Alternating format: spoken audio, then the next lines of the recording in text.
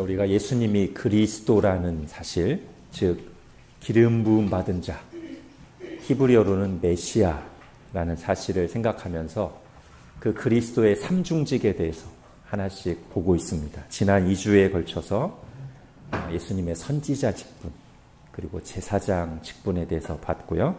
오늘 마지막으로 그리스도의 삼중직의 마지막 왕의 직분에 대해서 살펴보겠습니다. 자, 왕이신 예수님을 생각할 때 성경에서 빼놓을 수 없는 인물이 있습니다. 다윗입니다. 다윗은 구약시대 대표적인 그리스도입니다. 즉 기름 부음을 받은 자입니다. 특별히 왕이죠. 그래서 구약 성경에서 기름 부음을 받은 왕, 그러면 단연코 다윗입니다.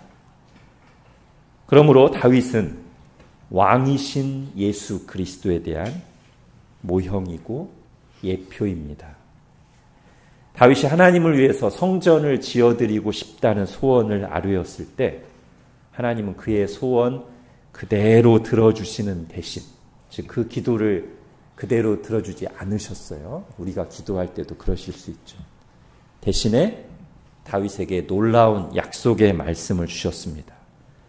우리가 흔히 다윗 언약이라고 부르는 내용인데, 다윗의 후손을 통해서 성전을 건축하실 뿐 아니라 그를 통해서 영원한 하나님 나라를 세우시겠다, 이런 내용을 담고 있는 언약이었습니다. 즉 하나님의 나라를 영원히 견고하게 하고 다스릴 왕이 다윗의 자손으로 오신다는 약속이 주어진 겁니다. 그리하여 이때부터 그리스도는 다윗의 자손으로 오실 거라는 사실이 드러났고, 이스라엘 백성들은 이때부터 그 약속을 기억하면서 그리스도가 오실 것을, 즉 다윗과 같은 왕이 오실 것을 기다렸습니다. 때문에 때가 차서 예수님이 오시고, 예수님이 바로 그 하나님 나라를 선포하시면서 하나님 나라의 표적이라 할 수 있는 여러 기적들, 즉 죽음의 증상을 해결하고 생명을 주는 기적들을 베푸시자 군중들은 확신하면서 이분이 바로 약속된 그 그리스도이구나 라고 확신하면서 예수님을 향해 환호하며 이렇게 외쳤습니다. 여러분 핸드아웃에 마태복음 21장 보십시오. 앞에서 가고 뒤에서 따르고는 무리가 소리 높여 이르되 호산나 다윗의 자손이여, 찬송하리로다. 주의 이름으로 오시는 이여, 가장 높은 곳에서 호산나 하더라. 여기서 이 다윗의 자손이라는 호칭이 무슨 뜻이에요? 다윗 언약에서 약속한 바로 그 그리스도, 다윗과 같은 기름 부음 받은 왕, 우리를 구원하시고 하나님 나라를 영원히 다스리실 왕, 이런 의미를 담고 있는 표현입니다. 자, 그렇다면 예수 그리스도께서 왕으로서 오셔서 하시는 일이 무엇이겠습니까? 그걸 위해 예수 그리스도의 예표였던 다윗이 이스라엘의 왕으로서 해야 할 일, 또는 했던 일이 무엇인지를 보면 되겠죠. 이와 관련해서 오늘 본문에 핵심적인 내용이 들어있습니다. 하나님께서 마지막 사사 사무엘을 통해서 이스라엘의 첫 번째 왕을 세우실 때 이스라엘의 왕을 이렇게 규정해 주셨습니다. 오늘 본문에 16절, 17절 같이 읽겠습니다. 시작. 내일 이맘때 내가 베냐민 땅에서 한 사람을 내게로 보내리니 너는 그에게 기름을 부어 내 백성 이스라엘의 지도자로 삼으라. 그가 내 백성을 블레셋 사람들의 손에서 구원하리라. 내 백성의 부르짖음이 내게 상달되었으므로 내가 그들을 돌보았노라 하셨더니, 사무엘이 사울을 볼 때 여호와께서 그에게 이르시되 보라, 이는 내가 네게 말한 사람이니 이가 내 백성을 다스리리라 하시니라. 아멘. 자, 여기 보면 우리가 요즘에 보고 있는 익숙한 표현이 나오죠. 16절 중간쯤에 너는 그에게 기름을 부어. 그죠? 자, 기름 부음 받은 자가 누구예요? 그리스도예요. 너는 그를 그리스도로 세워. 이거 이렇게 해석될 수 있겠죠? 자, 특별히 기름 부음 받은 그리스도가 구약에 세 직분이 있는데 제사장, 선지자, 그리고 오늘 마지막으로 누구요? 왕. 자, 기름 부음 받은 왕이 해야 될 일이 여기 우리가 읽은 9절에 두 가지로 명시되어 있습니다. 16절엔 뭐죠? 내 백성을 블레셋 사람들의 손에서 구원하리라. 예, 왕은 자기 백성을 구원하는 일을 해야 되고요. 17절의 마지막 부분에는 네가 내 백성을 다스리리라. 예, 이 두 가지입니다. 자, 근데 이걸 먼저 살펴보기 전에 자, 16, 17절에 두드러지게 반복되는 표현이 있습니다. 4번 나옵니다. 뭘까요? 내 백성이라는 말입니다. 내 백성 이스라엘의 지도자로 삼으라. 그가 내 백성을 구원하리라. 내 백성이 부르짖음이 내게 상달되었으므로. 그리고 17절 마지막에 내 백성을 다스리리라. 자, 아직 사사시대거든요. 왕이 세워지기 전까지의 시대를 우리가 사사시대라고 불러요. 그리고 그 사사시대를 표현하는 아주 유명한 말이 있습니다. 그때 이스라엘에 왕이 없으므로 각기 자기 소견에 옳은 대로 행하였더라. 이게 무슨 뜻입니까? 이스라엘이 하나님의 왕되심을 거부하고 그분의 다스림을 받지 않고 자기 마음대로 살았다는 뜻입니다. 이렇게 이스라엘은 사사시대 내내 끊임없이 하나님의 왕되심을 거부했지만 하나님은 그들을 가리켜 뭐라고 부르시고 계세요? 내 백성이다. 이스라엘은 내 백성이다. 반역하고 범죄한 이스라엘일지라도 여전히 그들은 내가 택한, 내가 사랑한 내 백성이다. 라고 말씀하십니다. 그리고 이 말씀 속에는 이스라엘의 왕이 누구라는 의미가 담겨 있는 거예요. 당연히 하나님, 그죠? 하나님이 내 백성이다 하니까 그 백성이 섬기는 왕, 그 백성을 다스리는 왕은 하나님이시라는 거예요. 하나님은 전에도 그들의 왕이셨고 지금도 왕이시며 이제 하나님을 대신하여 이스라엘을 통치할 인간 왕을 세우신 이후에도 여전히 그들에게 진정한 왕으로서 역할을 다하실 이스라엘의 진짜 왕이라고 스스로 말씀하시는 겁니다. 그러면서 이제 하나님을 대신하여 하나님을 세우실 기름 부음 받은 인간 왕이 할 일은 뭐예요? 바로 그 하나님의 백성, 하나님이 내 백성이라고 부른 그 이스라엘을 뭐 하는 일? 구원하는 일과 다스리는 일을 할 거예요. 하나님의 뜻대로, 그리고 하나님이 주시는 능력과 지혜로 구원하고 다스릴 것입니다. 자, 구원과 통치를 잠깐 생각해 볼게요. 구원은 하나님의 나라가 시작되기 위한 첫 단추입니다. 또는 하나님 나라에 들어가기 위한 필수 요소죠. 압제를 받고 시달리며 노예처럼 살아가던 사람들에게 뭐가 필요해요? 구원이 필요해요. 다스림은 하나님의 나라를 누리고 드러내기 위해서 필요합니다. 구원받은 하나님의 백성들은 이제 하나님의 뜻대로 다스리는 왕의 통치를 받으면서 비로소 이전에 압제받고 시달리고 죄에 끌려다닐 때는 경험하지 못했던 하나님 나라의 의와 평화와 기쁨을 맛보고 누리게 될 것입니다.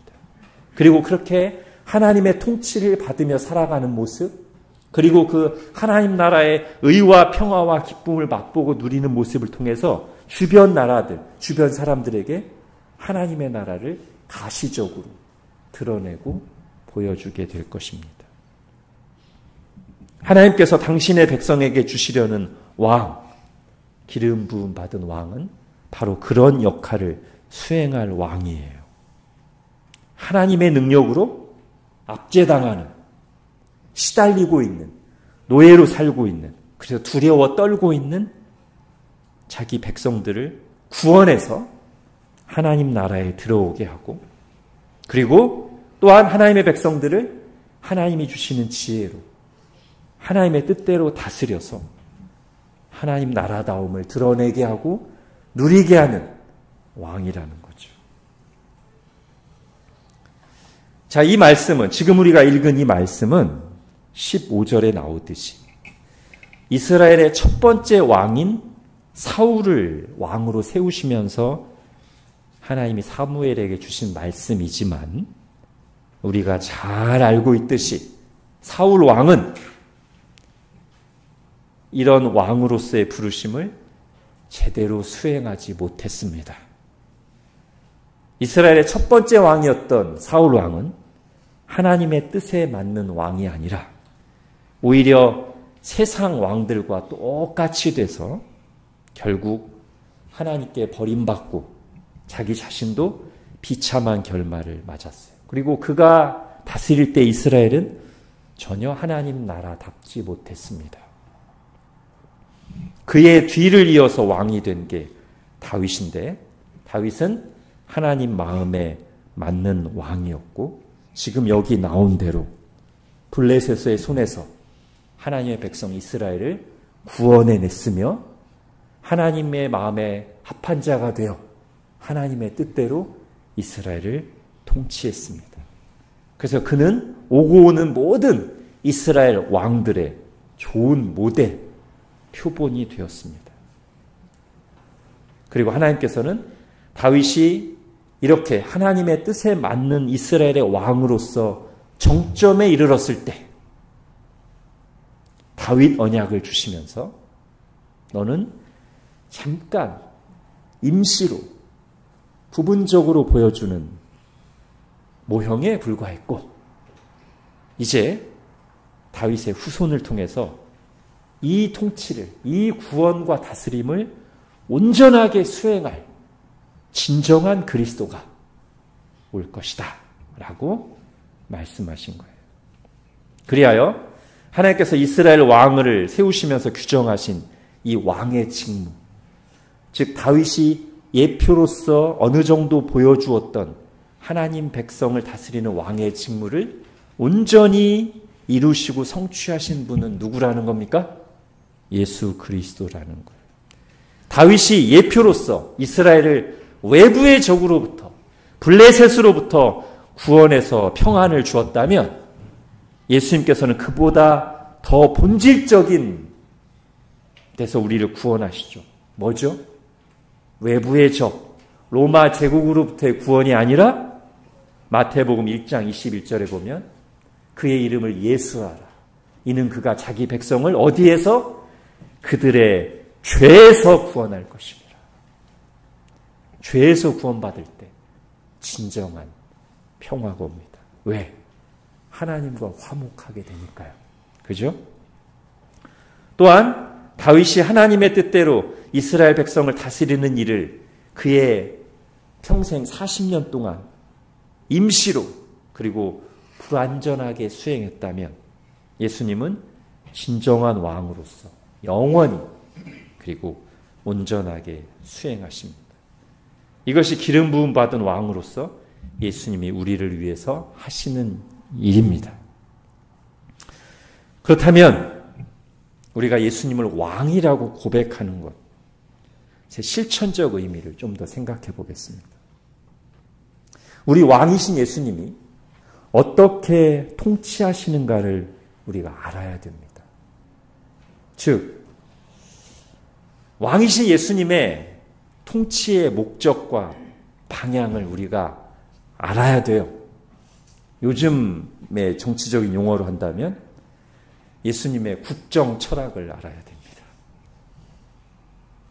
자, 마태복음 28장 핸드아웃에 있죠. 같이 읽어보겠습니다. 시작.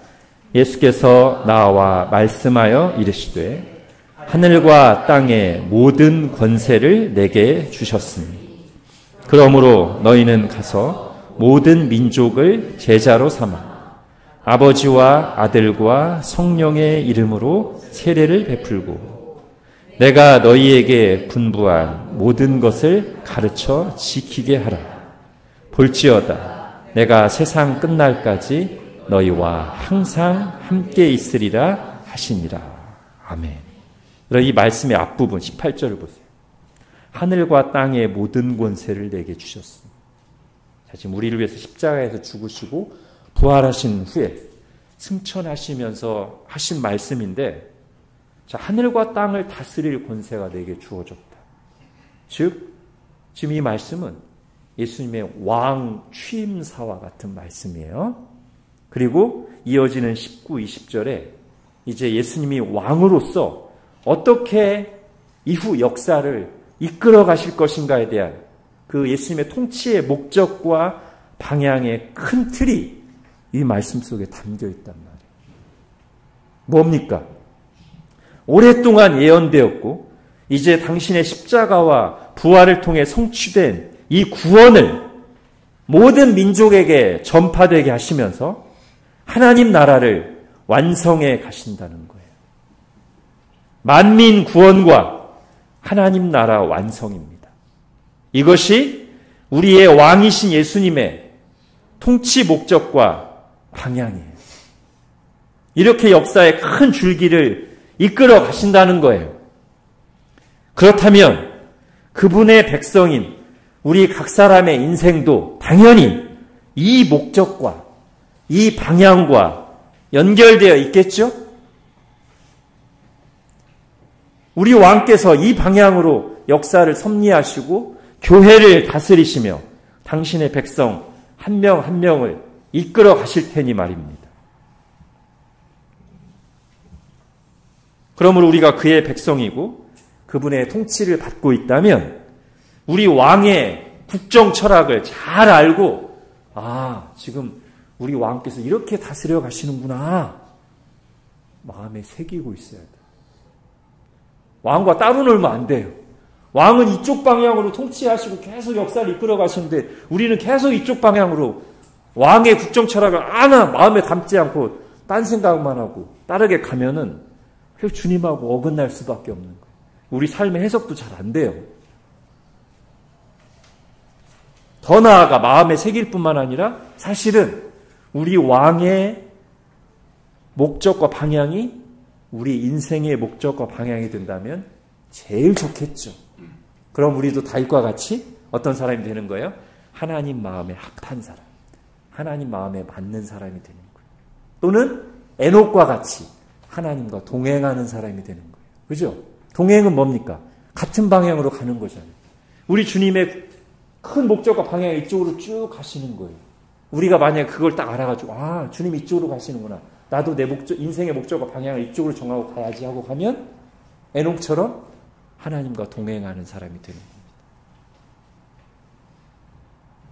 그렇게 우리가 세상과 우리 인생을 해석하고 반응하고 헌신해야 되겠죠. 이 부분에서 아주 좋은 모범이 되는 사람이 있어요. 요셉입니다. 요셉이 여러 가지 우리가 본받을 만한 모범적인 모습이 있지만 특히 저는 요셉의 자기 인생 해석하는 부분을 볼 때, 와, 이거구나. 이게 하나님의 다스림을 받는 사람의 인생 해석이구나 하는 것을 볼 때마다 깨닫습니다. 요셉은 많은 어려움을 겪었습니다. 억울하게 고난을 당했습니다. 그러다가 갑자기 애굽의 총리로 출세했습니다. 나중에 요셉이 이런 자기 인생을 해석할 때 자기중심적으로 해석하면 이런 거죠. 와, 내가 이렇게 총리가 돼서 복을 받으려고 젊을 때 그렇게 고생했던 거구나. 예, 이거는 자기중심적인 해석이에요. 요셉은 어떻게 해석하죠? 자, 창세기 45장. 핸드아웃에 없습니다. 제가 읽어드릴게요. 당신들은 이제 요셉을 팔아넘긴 형들이에요. 당신들이 나를 이곳에 팔았다고 해서 근심하지 마소서. 한탄하지 마소서. 하나님이 생명을 구원하시려고 나를 당신들보다 먼저 보내셨나이다. 하나님이 큰 구원으로 당신들의 생명을 보존하고 당신들의 후손을 세상에 두시려고 나를 당신들보다 먼저 보내셨습니다. 자, 여기서 당신들이란 구약시대의 하나님의 백성 이스라엘을 말하는 거예요. 하나님께서 택한 백성 이스라엘을 구원하시려고 아브라함을 부르실 때 말씀하신 그 구원의 역사, 만민 구원의 역사를 이루시려고 나에게 고난도 주시고 출세도 하게 하셔서 지금 오늘 이 상황에 이르게 하신 것이다. 그 하나님의 구원 계획, 하나님 나라 계획 속에 당신들도 있고 나도 있다. 나는 내 인생을 그렇게 해석합니다. 그러니 형들이요, 우리의 어떤 개인적인 의논은 이 하나님이 다스리시는 그 역사 앞에 내려놓읍시다. 하나님의 뜻대로 해석합시다. 이렇게 해석했어요. 여러분, 이 요셉의 인생 해석이 우리가 예수님을 왕이라고 고백할 때 우리에게도 있어야 될 인생 해석이라는 것. 예수 그리스도의 통치 목적과 방향이 만민 구원과 하나님 나라 건설이라고 했잖아요. 그렇게 요셉을 인도하셨어요. 그렇게 요셉의 형들에게 섭리하셨어요. 우리가 하나님의 백성이라면 우리 인생도 하나님이 그렇게 섭리하시고 다스리실 거예요. 어떤 큰 방향 속에서 만민 구원과 하나님 나라 완성이라는 하나님의 큰 역사의 흐름 속에서 우리 인생도 섭리하실 겁니다. 그래야만 우리의 인생이 바르게 해석될 겁니다. 자, 두 번째는요. 그러면 그렇게 큰 목적과 방향 속에서 우리 인생을 다스리실 때 어떻게 다스리시는가? 여러분, 하이델베르크 요리문답 31문을 보십시오. 제가 문을 읽고 답을 같이 읽겠습니다. 그분을 왜 그리스도, 곧 기름 부음 받은 자라 부릅니까? 또한 우리의 영원한 왕으로서 그의 말씀과 성령으로 우리를 다스리시고 우리를 위해 획득하신 구원을 누리도록 우리를 보호하고 보존하십니다. 예, 여기 보면 뭘로 우리를 다스리신다고 나오셔요? 그의 말씀과 성령으로 우리를 다스리시고. 이 부분은 약간 해석이 필요합니다. 사실 하나님은 모든 만물을 다 다스리셔요. 그죠? 온 우주 만물 하나도 하나님의 통치의 빛 아래 없는 것이 없습니다. 안 믿는 사람들도 다 다스리십니다. 그런데요, 특별히 우리의 왕으로서 하나님이 자기 백성을 다스리실 때만 사용되는 게 있어요. 뭡니까? 그의 말씀과 성령이에요. 즉, 하나님께서 예를 들면 이런 거죠. 예수님께서 바람과 바다를 잔잔하게 하실 때 예수님이 딱 말씀하시잖아요. 잠잠하라, 고요하라. 그렇게 바람과 바다가 잠잠해지잖아요. 지금도 그렇게 우주 만물을 다스리신다니까요. 그런데 그 우주 만물이 하나님의 말씀을 듣고 인격적으로 반응해서 통치를 받는 게 아니에요. 그냥 하나님의 권능의 통치를 받는 거예요. 그런데 하나님의 백성들은요. 구약시대 하나님의 백성들은 어떻게 다스리셨어요? 선지자를 보내주셔요. 말씀을 주셔서 하나님의 뜻을 알려주시고 그 말씀에 우리가 인격적으로 반응하도록 부르신단 말이에요. 우리가 그런 사람들이에요. 우리에게는 하나님이 말씀하십니다. 성경을 통해서, 그리고 성경을 잘 풀어 전하는 설교를 통해서, 여러분이 개인적으로 또 성경을 읽을 때 성령님께서 이 말씀으로 우리 마음을 감화하셔서 우리에게 하나님의 뜻을 알려주시고 이 말씀으로 우리를 인도하시고 그리고 기록된 이 말씀을 성취해 가신단 말이에요. 그러니까 우리가 일반적인 통치에만 만족하는 게 아니라 하나님의 백성으로서 그분의 인격적인 통치를 받으려면 어떻게 해야 돼요? 당연히 주님께서 이 말씀으로 그리고 그 말씀을 성령님을 통해서 감화하셔서 우리에게 지금 하나님의 뜻을 알리시고 인도하시고 우리를 향한 계획을 성취해 가시니 우리가 늘 주님의 말씀을 부지런히 배우고 그래서 하나님의 전체적인 뜻도 알아가고 또 그때그때 주시는 말씀으로 인도하시니 항상 말씀에 귀 기울여 듣고 이 말씀을 붙잡고 주님 이 말씀대로 이루어 주십시오 라고 기도하는 방식으로 그의 말씀과 성령으로 우리를 다스리시는 것을 실제로 경험하고 맛보면서 그분의 통치를 받아 나가야 된다는 거예요. 그죠? 그러니까 하나님의 백성들이 말씀과 기도 없이 산다면 우리가 예수님을 왕으로 고백한다는 말은 굉장히 막연하고 피상적인 게 돼요. 그렇죠? 자, 세 번째로. 자, 그렇다면 이제 우리는 어떻게 반응해야 되냐면 예수님의 통치를 이제 실제로 믿는 거예요. 진짜로 믿는 거예요. 자, 지금 방금 읽은 하이델베르크 요리문답에도 보면 다스리시고 나오고 맨 밑에 줄에 보호하고 보존하십니다가 나오죠? 자, 웨스트민스터 소요리문답도 읽어보겠습니다. 제가 문을 읽고 답을 같이 읽을게요. 그리스도께서 왕의 직분을 어떻게 행하십니까? 그리스도께서는 왕으로서 우리를 자기에게 복종하게 하시고 우리를 다스리시고 보호하시며 그분의 모든 원수들 곧 우리 원수들을 제어하시고 정복하십니다. 예, 지금 두 군데 공통적으로 나온 통치 내용이 뭐냐면 다스림과 보호예요. 그죠? 예수님이 실제로 그렇게 하고 계시다는 거예요. 지금 왕으로서 우리를 다스리고 보호하세요. 다른 말로 하면 우리의 생사화복이 누구에게 달려있다? 예수 그리스도께 달려있어요. 이걸 진짜 믿어야 된다는 거예요. 그래야 우리가 예수님을 그리스도십니다, 예수님이 왕이십니다라는 고백이 헛된 말이 아닌 거예요. 사주팔자를 비롯한 온갖 미신들은 우리가 가볍게 지려밟고 무시해야 됩니다. 그죠? 그리고 시대의 유행보다 우리는 항상 어디에 어떤 원리를 더 따르는 사람들이어야 돼요? 말씀의 원리를 따르는 사람들이어야 돼요. 사람보다 환경보다 우리의 생사화복의 주관자이신 우리를 다스리시고 보호하시는 예수님을 더 의지해야 돼요. 그러기에 항상 예수 그리스도의 이름으로 기도하고 주님이 말씀하신 옳은 길, 좁은 길로 가기를 힘써야 됩니다. 자, 주님의 통치를 실제로 믿는 사람들이 어떻게 살아야 되는가를 잘 보여주는 시편 말씀 한번 읽겠습니다. 시편 37편.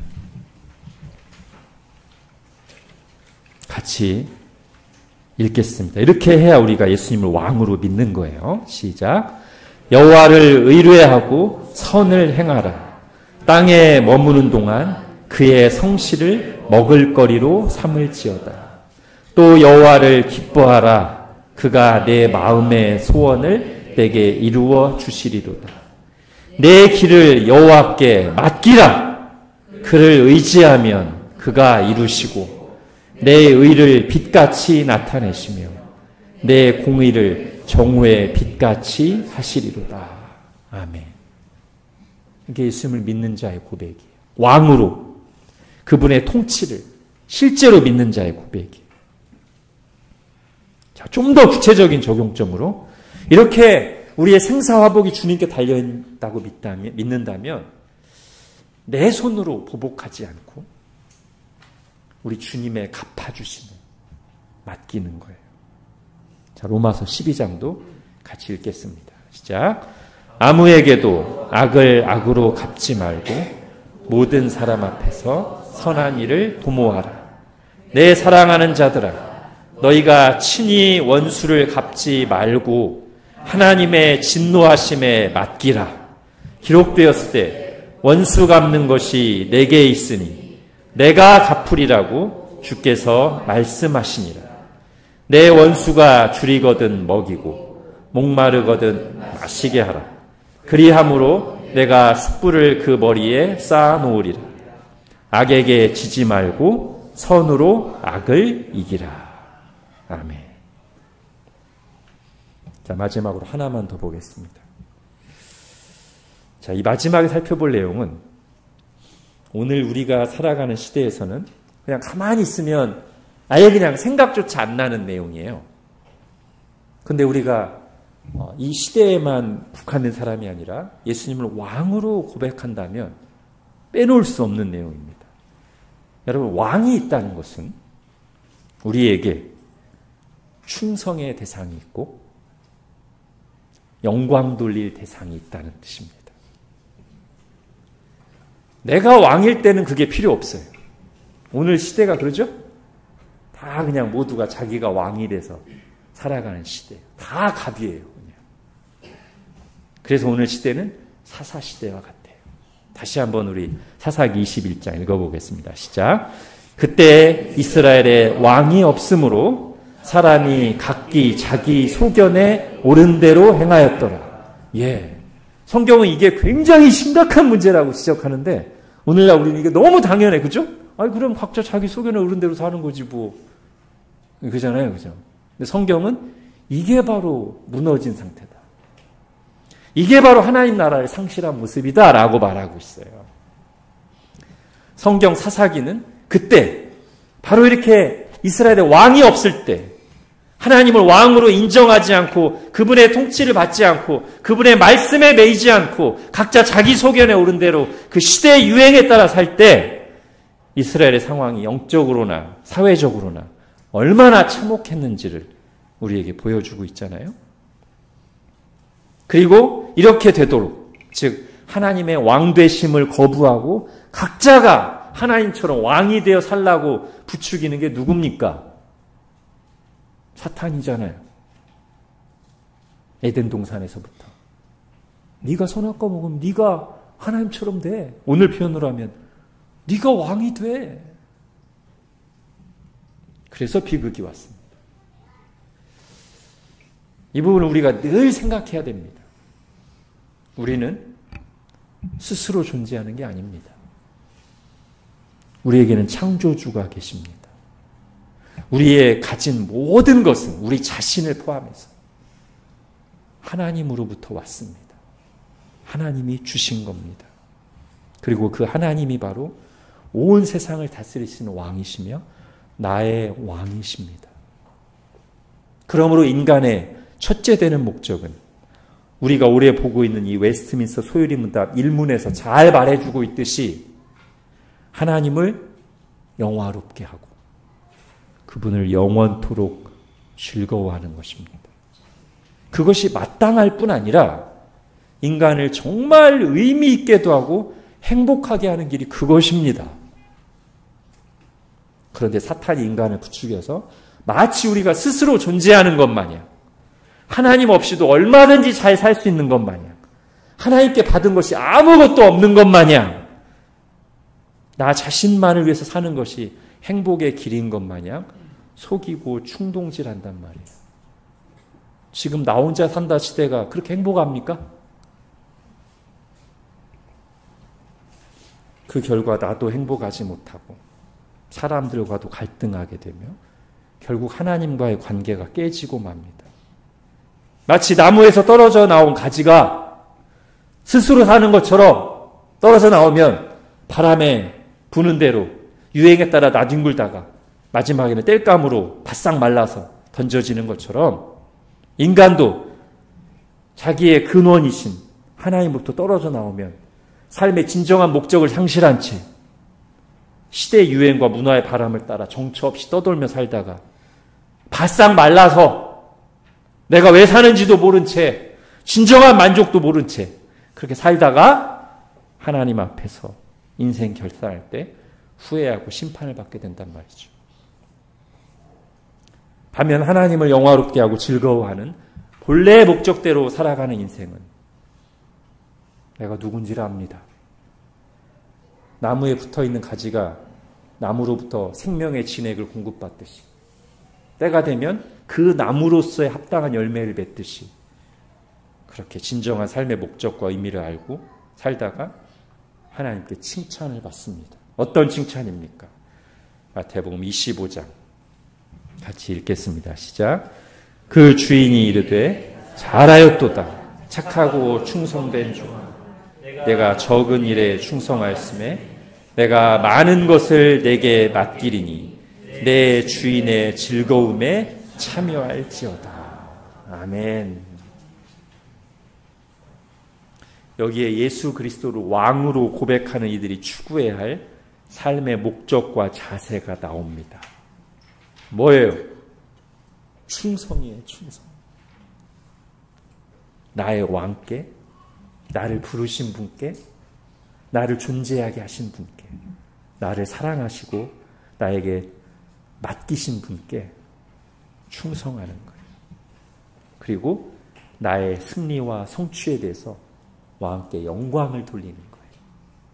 그러면 나의 삶과 성취와 승리가 없어지는 게 아니라 오히려 우리가 그냥 자화자찬이나 하고 사람들의 상대적인 평가를 받으면 오히려 없어지죠. 나중에 허무하게 되고요.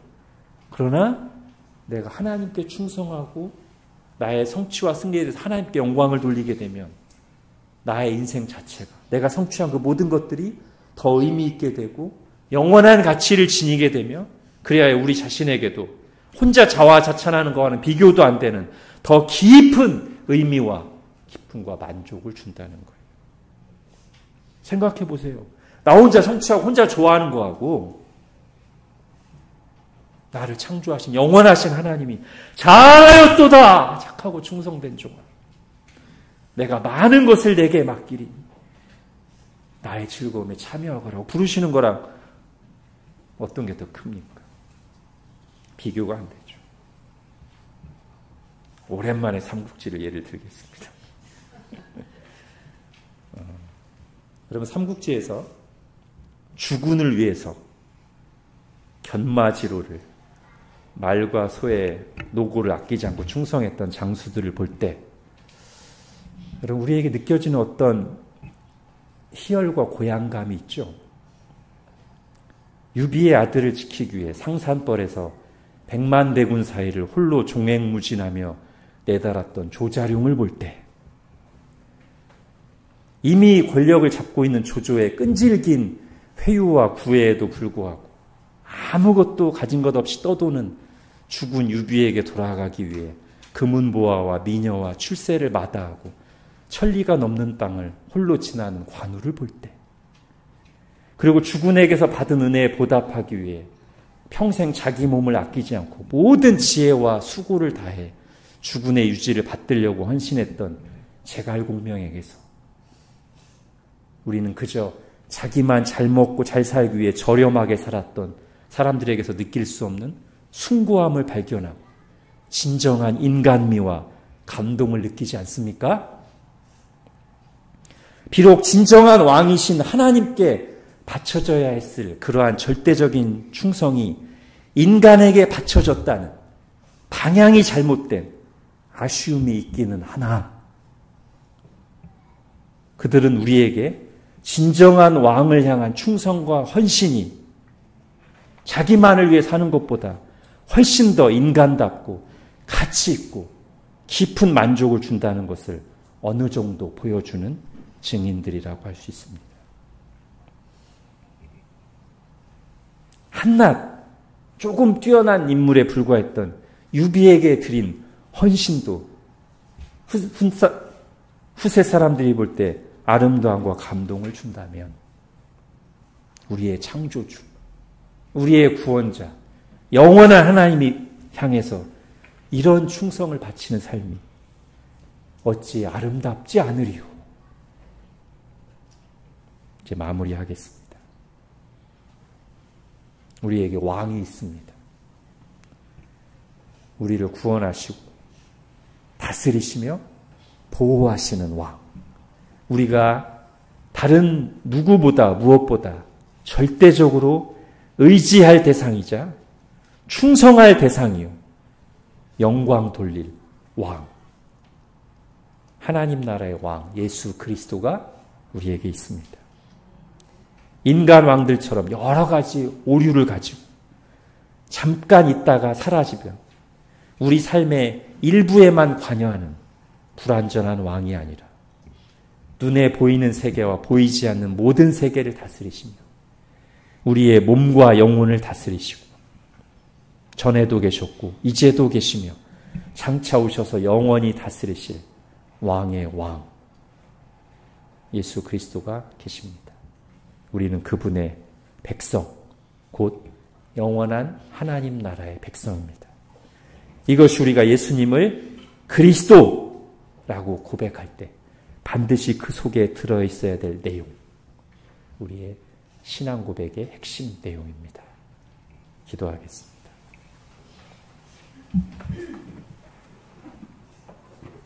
하나님 예수 그리스도를 통해서 우리를 구원하시고 다스리시고 보호해 주심을 감사합니다. 우리에게 진정한 왕을 주시고 부족하고 연약하며 끝없이 거스르고 넘어지기를 잘하는 우리를 버리지 않으시고 하나님의 영원한 백성으로 삼아주셔서 감사합니다. 하나님 오늘 우리가 예수님을 그리스도라고 특별히 왕이라고 고백하는 것이 우리에게 실제적으로 어떤 의미가 있는지 주님께서 어떤 큰 목적과 방향 가운데 우리를 다스리시고 또 어떻게 다스리시는지를 말씀을 통해 다시 들었습니다. 우리 마음에 새기게 하시고 참으로 우리가 항상 시냇가에 심은 나무처럼 말씀을 부지런히 배우고 가까이 하고 읽고 묵상하고 들으면서 말씀과 성령으로 우리를 인격적으로 다스리시는 주님의 통치를 믿음으로 순종으로 잘 받아나가며 주님께 충성을 드리며 주님께 충성할 때 오는 그 깊은 의미와 만족과 아름다움을 맛보고 드러내는 주님의 백성으로 살게 하여 주옵소서. 예수님의 이름으로 기도합니다. 아멘.